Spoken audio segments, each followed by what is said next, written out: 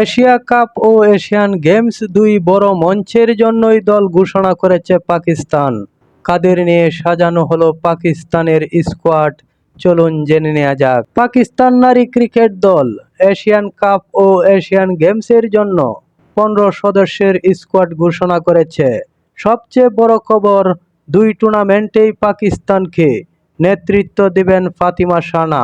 Asian কাপের দলে রয়েছেন ফাতিমা শানা, আয়েশা জাফর, ইমাম নাসির, আইমান ফাতিমা, গুলফেরোজা, মোমেনা রিয়াসাত ও মনিবা আলী সহ একাধিক গুরুত্বপূর্ণ ক্রিকেটার। অন্যদিকে এশিয়ান গেমসের দলেও ফাতিমা শানার সঙ্গে রয়েছেন মনিবা আলী, শাওয়াল জুলফিকার, টুবা হাসান, উম্মে হানি ও নাসরা সান্দুর মতো ক্রিকেটাররা।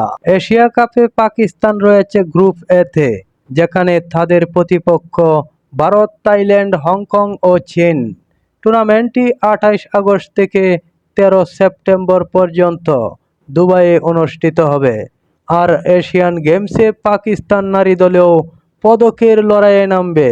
তাই দুই টুর্নামেন্টেই ফাতিমা শানার নেতৃত্বে পাকিস্তানের লক্ষ্য থাকবে বড় সাফল্য অর্জন করা। পাকিস্তানের স্কোয়াড কেমন হয়েছে, আপনার মতামত জানাতে কমেন্ট করুন। এমন আরও ক্রিকেট আপডেট পেতে চ্যানেলটি সাবস্ক্রাইব করুন, একটি লাইক দিন এবং আমাদের পাশে থাকুন।